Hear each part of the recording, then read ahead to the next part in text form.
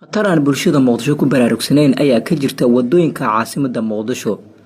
Sida aad halkaan ku arkaysaan waxaa yaal gaari container sida kaas oo halkaan ku rogmaday isla markaasina khatar geliyay nolosha dadka halkaan ku ganacsanaya. Gaariidkan oo muddooyinkii dambe si aad ah ugu soo badanaya magaalada Muqdisho ayaa xilliyada qaar ku rogmada wadooyin aad jaam u ah iyadoo ay yar tahay in kan wada iyo bulshadaba ay kala fahmaan halista ka imaanaysa gawaaridan ama wadooyinka isticmaalayaan. Khatartu waa mid joogto ah, gaadiidkan waa kuwo habeen iyo maalin si isku mid ah u rogmada, mana lahan xilli gaar ah oo ay isticmaalaan wadooyinka caasimada. Gaadiidkan maamulka degmooyinka gobolka Banaadir iyo kan guud ee gobolka ayaa ku guul daraystay xalinta dhibtan taal wadooyinka caasimada, iyadoo bulshada Muqdishona wajahayaan ciriiri, shilal sababa dhimasho, dhaawac iyo burbur hantiyadeed. 24 saac la soo dhaafay Muqdisho waxaa ka dhacay shilalkii ugu badnaa oo ay geysteen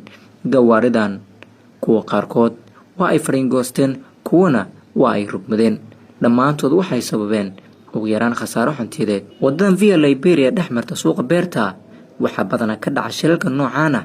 Hadda waxaa halkaan yaala gaarigan oo halkaan ku rogmaday. Dadka wadadan dhinaceeda ku ganacsanaya ayaa baqdin xoogan ka qaba in gaadiidkan ay ku soo duldhacaan. Gawaaridan ayaa dhibta ugu badan u geysta gaadiidka yararka ee loo yaqaan mootobajaajka, isla markaasina iyaga oo sida dad rikaab ah hoosta ka gala konteenarada, taasi oo dhowr jeer sababtay in ay ku duldhacaan kana dhashaan khasaaro dhimasho iyo dhaawac iyo burbur hantiyadeed.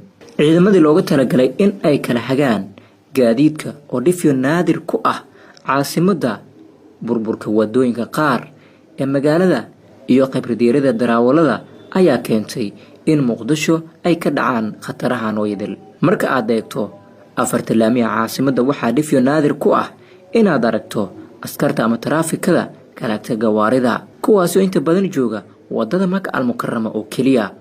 Wadadaan ma maraan gawaaridan sida konteenarada. Inkastoo gaadiidkan ay ummadda u hayaan shaqo muhiim ah, haddana waxaa meesha ka maqan nidaamkii kala hagi lahaa gaadiidkan iyo xilliga dadweynaha ay isaga kala gooshayaan caasimada Muqdisho. Maamulka gobolka Banaadir oo horey ugu fashilmay waxa ka qabashada burburka wadooyinka iyo biyaha daadsan caasimada ayaa haddana ku guul daraystay in ugu yaraan waqti u kala sameeyo gaadiidkan shilkoodu aad ka joogto u noqday. Ugu dambeyn degmada Waaberi oo shilkii ugu dambeeyay uu ka dhacay ayaan isku daynay in aan la xiriirno maamulkeeda si aynu wax ugu weydiino qorshaha maamulka ugu degsan wadada Via Liberia dhex marta suuqa beerta oo burbur xooggan ka muuqda, balse inooma suuragelin inaan maamulka helno.